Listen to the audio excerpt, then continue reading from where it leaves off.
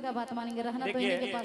एक मिनट हम कहना चाहेंगे, आप बोल रही हैं कि यहाँ के नौकरानी हो गई, सुनिए तो सुनिए, लेकिन नौकरानी हमारी बात सुनिए, आप नौकरानी क्यों कह दी? सुनिए आप अरे नैहर में रहलू पुरानी अब भैलू महारानी गौरा जी। महारानी अभी तक मिक्सर मशीन ला कर दिए हैं। अरे मिक्सर मशीन का झूठ कितना बोलते हैं। समुच्चाई कैलाश पहाड़ हो कि भोले पहाड़ हम मिक्सर मशीन के। अरे झूठ बोले कौवा काटे काले कौवे से डरियो, मैं मायके चली जाऊंगी तुम देखते रहियो।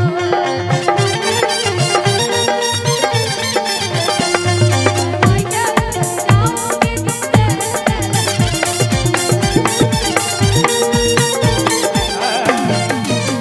राजीव भैया ये कह रहे कि मैं मैके चली जाऊंगी तुम देखते रहिए, लेकिन हम एक बात कहना चाहेंगे, अरे ऐसन मत बोला गौरा, अरे ऐसन मत बोला गौरा, हमर बात मानियो, हमर बात मानियो। ये कह रहे बार बार मिक्सचर मशीन है ना, अरे हम मिक्सचर मशीन लाई तो भंगिया पीसते रहियो।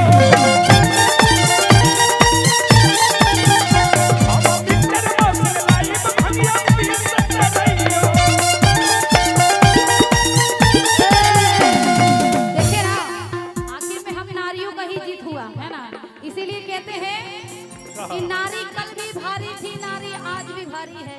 अच्छा, अच्छा। नारी कल भी भारी थी, नारी आज भी भारी है। इसीलिए आगे आगे ममता बनर्जी और पीछे पीछे अटल बिहारी हैं, पीछे पीछे अटल बिहारी। अरे अटल बिहारी के जमाना नहीं, मोदी जी के जमाना है। अच्छा बुझलू ना? हाँ। इसीलिए आपको बोल रहे थे पहले हार मान लीजिए। और मोदी जी के पीछे नारी का हाथ में है, नारी उनकी भाग तो पहले ही बोल दिए कि नारी कल भी भारी थी, नारी आज भी भारी है। इसीलिए आगे आगे ममता बनर्जी और पीछे पीछे अटल बिहारी है। देखिए है ना, ये तो हम आपका बात मान रहे हैं, नारी ऐसे भी सबसे आगे है। नारी नारी जो है उसका प्रधानता दिया गया। अभी क्या कह रही थी कि अभी इनको पते नहीं है कि औरत घर में लड़ते लड़ते मर्दाना से लड़ते लड़ते इलेक्शनों लड़ जाती है ना? सही बात है कि नहीं? लेकिन सब औरत इलेक्शन नहीं लड़ती है, ये जान लीजिए, है ना? इलेक्शन से लड़ने का पावर आता है ना, भले घर में लड़ लेती है। इलेक्शन लड़ने का जो पावर आता है वो आप ही लोग से आता है, ठीक है? वो घरवा में खूब लड़ती है, लेकिन जब बाजार जाए के बारी आएगा ना, तेजी नहीं चलिएगा, है ना? तेजी नहीं चलिएगा, चलिए ना, एगो हमको एगो साड़ी दिलवा दीजिए ना। अच्छा। जब साड़ी दिलवाते कहते तने को चूड़ियों लिया दीजिए ना, तो सुनिए, वहाँ सावन जाकर है, सब हल्का पड़ जाता है। सावन में कह रही है भाभी कि चूड़ी हारी यार काले आई है रे सावन का, पहिर के नाचब छम छम हे बोल बोल। चूड़ी हारी यार काले आई है रे सावन का, पहिर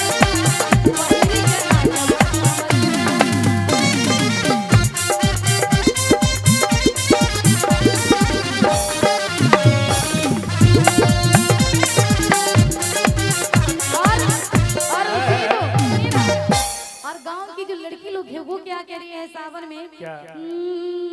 कि बोले भोजपुरी बोलिया खाटी चाहे, अरे दुल्हा दे हाथी चाहे।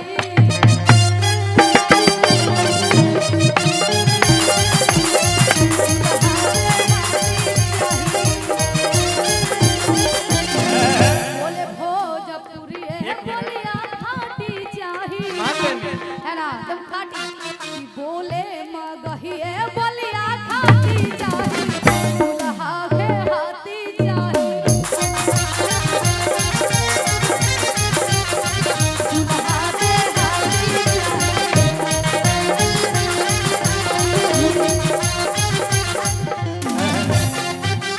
हेलो भैया, लेकिन हम कहना चाह रहे हैं कि गौरा देखा ये कह रहे हैं कि अभी बोले कि चूड़ी हरियर का ले आई है रे समर का, अब पहिर के नाचब क्षमा क्षम। तो हम एक बार ये तो खाली यह मानत कि हम कितना चीज ले ले बानी, और नथिया ले आई ये धनी टीका हो ले आई, देखा, और नथिया ले आई ये धन टीका हो ले आई, हम देवघर से इतना सामान लेनी है राजू भैया आई रूसल बाड़ी और तब मुहावा फूला बलुए धानिया और मुहावा फूला बलुए धानिया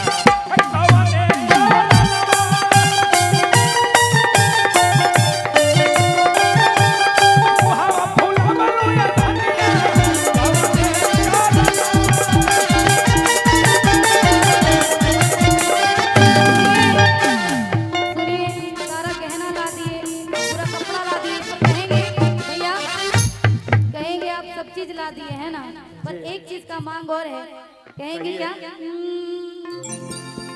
जब कोई घुमावला राजा हो, अच्छा अच्छा लखीसराय घुमावला, किधर क्या बात, किधर घुमावला सैया हो, अच्छा अच्छा जमुई घुमावला, हाय हाय हाय तक काहे न घुमावला राजा हो,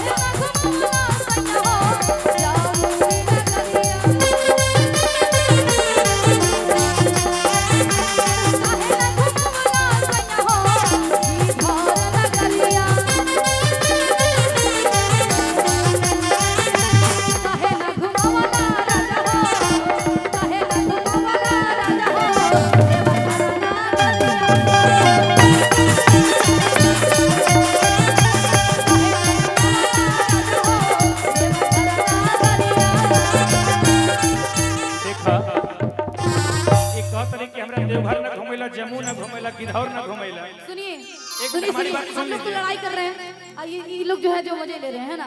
हाँ। देखिए हम दोनों की लड़ाई में तीसरे आ रहे हैं ना, हम चाहेंगे कि सारे लोग एक भजन गाएंगे और ये लास्ट है मेरा, है ना। हाथ उठाएंगे, लंबे लंबे हाथों को उठाएंगे पहले। अच्छा एक बार हाथ उठा लीजिए आप लोग। पहले हाथ उठाएंगे, हाँ। बुलंद के बाद में जयकार है, बोलिए शंकर भगवान की। और कहेंगे क्या? एक मिनट सुनिए ना, कहना चाहेंगे, सुनिए आप कहिएगा, सुनिए आप कहिएगा।